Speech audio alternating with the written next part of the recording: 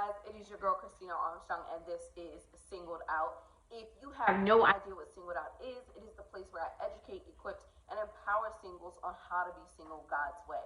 On today's Saturday Singled Out, I wanted to give you guys 4 things that you need to know before you date someone. And it's probably something you've heard before, but I like to think that I'm going to give you a little bit of a different perspective on it. So I was having a conversation with one of my coworkers, and it's interesting because she is Indian. Her and her husband are from India, and they were in arranged marriage. And so now they live here.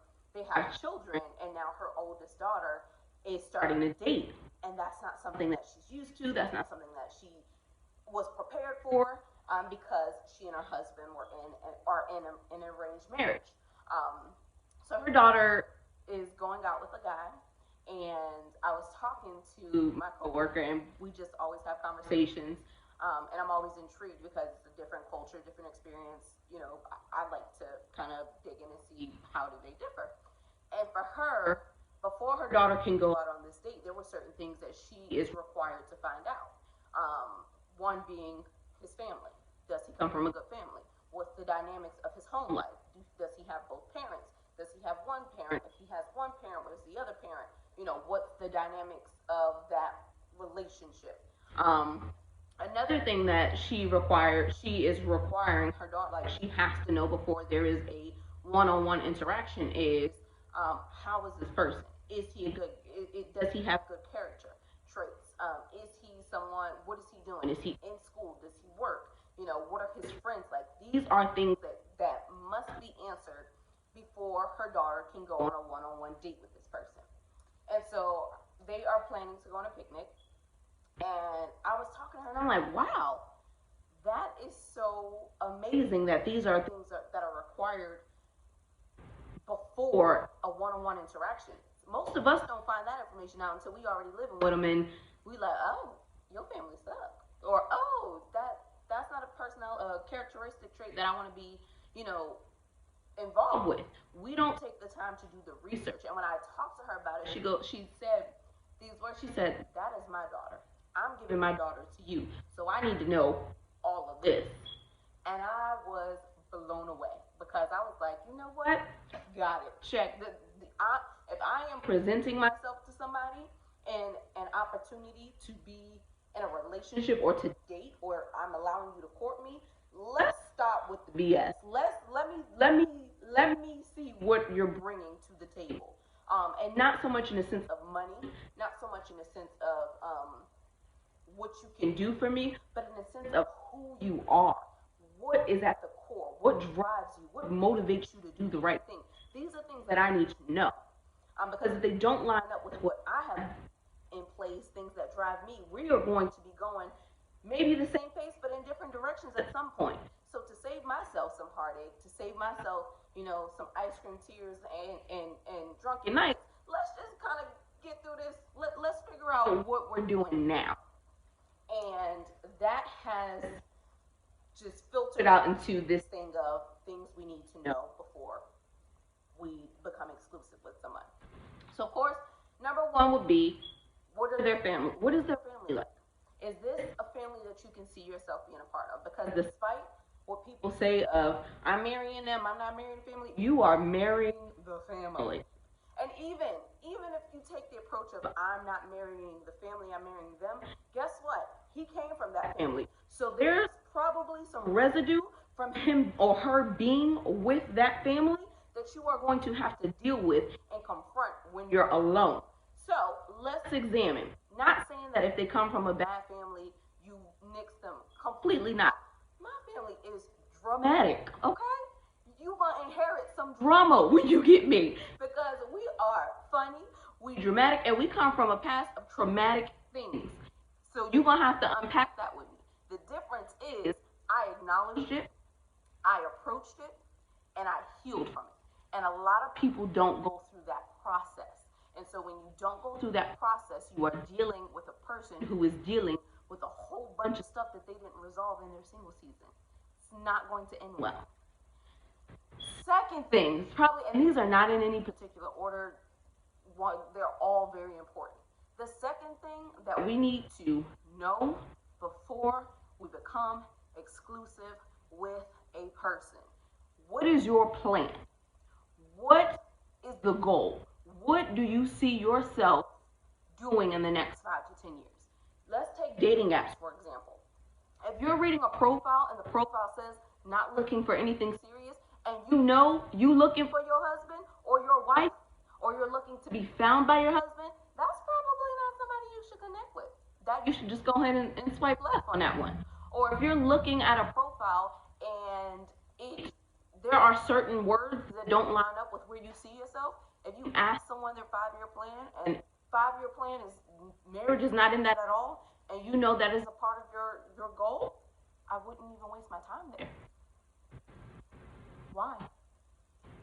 So 5 years down the line, when you're still not married and you're frustrated and you're resentful because you didn't listen to the red flags, no. Let's save ourselves the therapy. Let's save ourselves the time. Let's save ourselves the energy. Pay attention to the flags. Make sure you know where they're going. Number 3 is going to be personality versus character. Personality is the thing that you see up front. That's the thing that is most visible. The character trait is something that you learn over time when the person becomes comfortable with you and they become and can be themselves in your presence. Do not mistake personality traits for character traits. That's the same thing as falling in love with a guy's potential and he never reaches it. You do not fall for the personality traits. Personality traits are good, but they are not great. Character traits, again, are the thing that is going to push you and motivate you. It's your why, it's your how, and it's the thing that's going to make you say yes or no in a complicated situation. A personality trait is you're funny, you cool, we vibing. A character trait is when it's just you and your coworker who's a female who's very flirtatious, you know how to walk away. Why? Because you have a character to be a good man. Do not fall for the personality traits. Make sure you know their character. Know how they act when they get upset.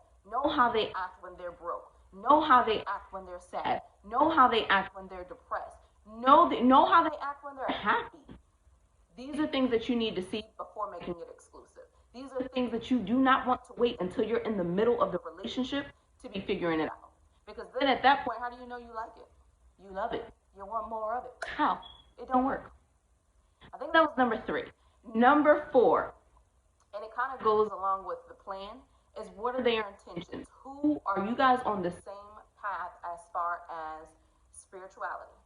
What do they believe? If they believe that they are a Black Israelite and you believe that you are a blood-bought believer of Christ, it's going to be difficult to align those two thoughts. It is going to be complicated. There is going to be issues. Are you guys equally yoked?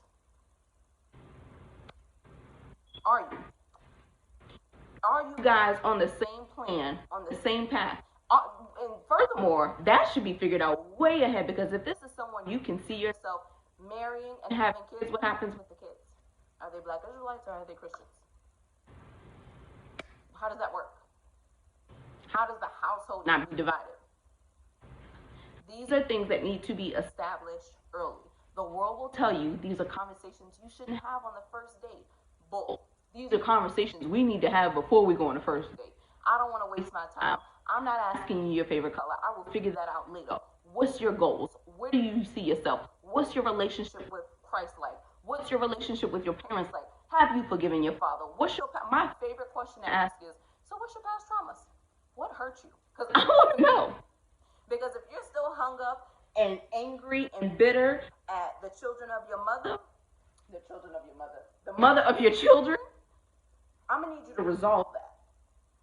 Because I don't need that. I don't need the residue of that relationship. If you still have anger issues with your mother, with your father, if you still are dealing with rejection issues, if you are still dealing with abandonment issues, these are things that need to be approached and handled before you're in the relationship. Do not wait until you are in the middle of it to figure it out. So again, number 1, their family. Do they come from a good family? What's the family dynamics? You need to know that. Number two, what's your plan? Where are you going? Where do you see yourself? What are your intentions? Number three, make sure that you know their character and not just their personality traits, because that will take you far. And number four, what what is the dynamic spiritually? Are y'all equally yoked? Are y'all on the same page, seeing the same vision? And not even seeing the same vision, but are you motivated by the same thing spiritually? That's it. That's all I got. So I love you guys. I'm so excited to hear the testimonies. I'm excited to see how this changes your life. I am honored that God has even allowed me just to be vulnerable and to share this time with you. Remember, you are singled out for Christ. It's not easy, but it is worth it. You are